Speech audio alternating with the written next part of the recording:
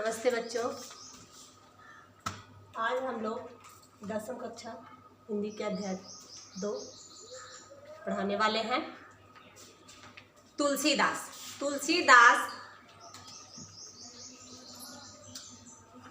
का तीसरा काव्यांश हम लोग आज पढ़ेंगे।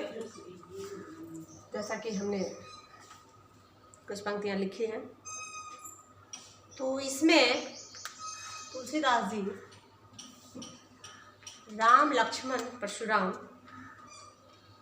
संवाद में बताते हैं कि विहसी लखनु बोले मृदुबानी, अहो मुनि सुमहा भट मानी, पुनि पुनि मोहि दिखाव कुठारू, चहत उड़ावन फूकी पहाड़ू, यह कुम्हड़ बतिया कोई नाही, जे तर जनी देखी मर जाही। 4 पंक्ति हमने पढ़ी। तो कह रहे रिहस के यानी मजाकिया अंदाज में लक्ष्मण जी कहते हैं लखनु बोले मृदुवाणी, मधुरवाणी बोलते हैं और कहते हैं कि आप महाज्ञानी हैं, हे मुनीश्वर। अपने आप को बड़ा भारी योद्धा समझते हैं। बार बार हमें कुल्हाड़ी दिखाते हैं। पुनि पुनि मोहि दिखावा कुठारू, बार बार मोहे यानी हमें दिखाते हैं कुल्हाड़ी। चाहत उड़ावन फूकी पहाड़, आप चाहते हैं कि एक फूक में पहाड़ को उड़ा दो। यहाँ कोई छोटा बच्चा नहीं है जो तर्जनी उंगली दिखाने से डर जाए। कुठार और धनुष बाण देखकर ही मैंने कुछ अभिमान सहित कहा। अभिमान सहित कहे मजाक के अंदाज में, भृगुवंशी समझकर और यज्ञोपवीत देखकर, तो जो कुछ आप कहते हैं उसे मैं क्रोध को रोक कर सह लेता हूँ। देवता ब्राह्मण भगवान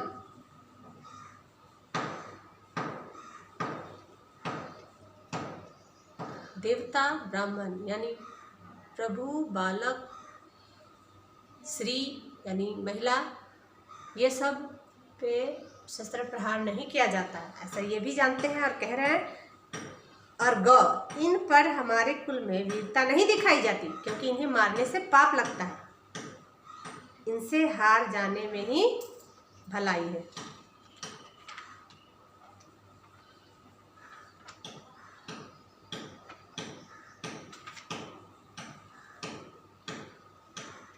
ऐसा लक्ष्मण जी बोलते हैं।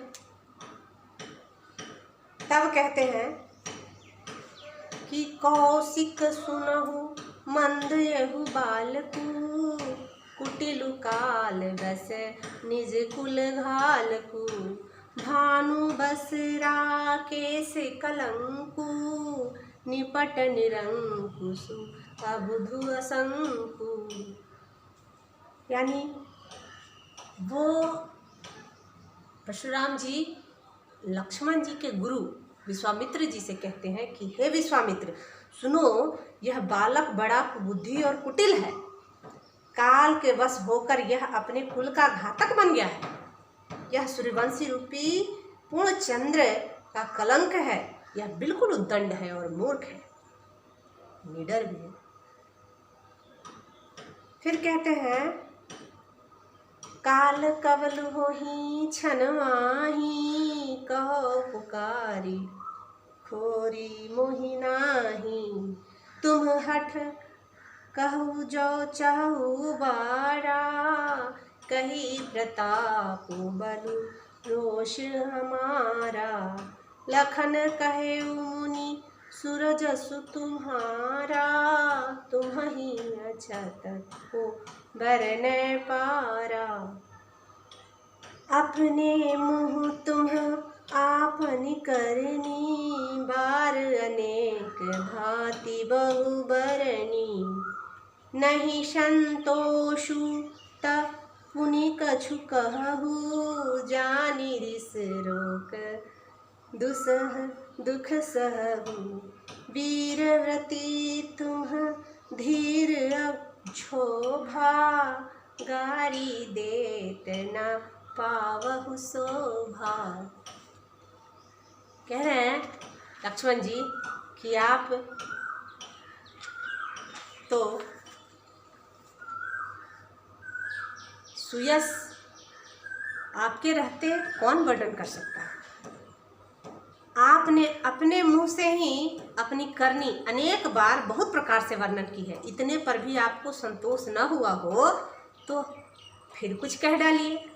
क्रोध रोक कर असह दुख मत सहिए। लक्ष्मण जी कहते हैं आप वीरता का व्रत धारण करने वाले धैर्यवान और क्षोभ रहित हैं। आप गाली देते शोभा नहीं पाते। सूरवीर तो युद्ध में सूरता का कार्य करते हैं, कहकर अपने को नहीं जताते कि हाँ हम सूरवीर हैं। शत्रु को युद्ध में उपस्थित पाकर कायर ही अपने प्रताप की डिंग हाँकते हैं या मारा करते हैं। तो लक्ष्मण जी उनके क्रोध का प्रत्युत्तर वही व्यंग्यात्मक तरह से दे रहे हैं। अगली काव्यांश में भी उसी तरह का है। कहते हैं फिर लास्ट में छठा काव्यांश जो है उसमें कहते हैं कि कहे हो लखन मुनि सीलु तुम्हारा, को नहीं जान विदित संसारा। अब है कहते हैं कि कौन नहीं जानता है आपके सील यानी सहनशीलता को, यह संसार भर में प्रसिद्ध है। आप माता पिता से अच्छी तरह उऋण हो ही गए हैं, अब गुरु का ऋण रहा है। उसका दिल भी बड़ा सोच लगा है, वह मानो हमारे ही माथे काढ़ा था। बहुत दिन बीत गए हैं, उसका ब्याज भी बहुत बढ़ गया होगा।